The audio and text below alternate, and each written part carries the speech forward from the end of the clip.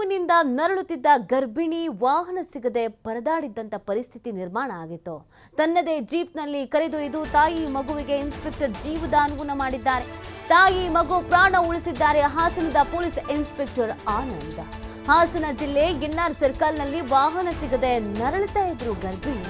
Inspector ಸಹಾಯದಿಂದ ನಾನು ಮಗು ಜೀವಂತವಾಗಿದ್ದೇವೆ ಅಂತ ಮಹಿಳೆ ಹೇಳಿದ್ದಾರೆ. ಪೊಲೀಸ್ ಇನ್ಸ್ಪೆಕ್ಟರ್ ಹಾಗೂ ಸಿಬ್ಬಂದಿ ಮನು ಸಹಾಯವನ್ನ ನೆನಪಿಸಿಕೊಂಡಿದ್ದಾರೆ ಮಗುವಿನ ತಾಯಿ.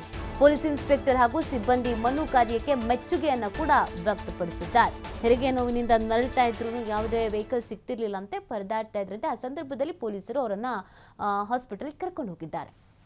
ಒಂದು ಹೆಲ್ಪ್ ಮಾಡಿದ್ರು. ಅವ್ರ ಜೀಪಲ್ಲಿ ಕರ್ಕೊಂಡು ಹೋಗಿದ್ಕೆ ಬುಧವಾರ ನೈಟ್ 11:30ಕ್ಕೆ ಡೆಲಿವರಿ ಪೇನ್ ಬಂತು ಅಂತ ಹಾಸ್ಪಿಟಲಿಗೆ ಹೋಗ್ಬೇಕಾದ್ರೆ ಎನ್ಆರ್ ಸರ್ಕಲ್ನಲ್ಲಿರುವ ಆನಂದ್ PSI ಸರ್ ಬಂದು ಹೆಲ್ಪ್ ಮಾಡಿದ್ರು. ಅವ್ರ ಜೀಪಲ್ಲಿ ಕರ್ಕೊಂಡು ಹೋಗಿದ್ಕೆ ಕೇವಲ 10 ನಿಮಿಷದಲ್ಲಿ ಹೆಣ್ಣು ಮಗು ಜನಿಸಿದೆ. ತಾಯಿ ಮಗು ಇಬ್ಬರು ಆರೋಗ್ಯವಾಗಿದ್ದೀವಿ. PSI ಆನಂದ್ ಸರಿಗೆ ಕೋಟಿ ಕೋಟಿ ನಮನಗಳು ಸರ್ ನಿಮಗೆ.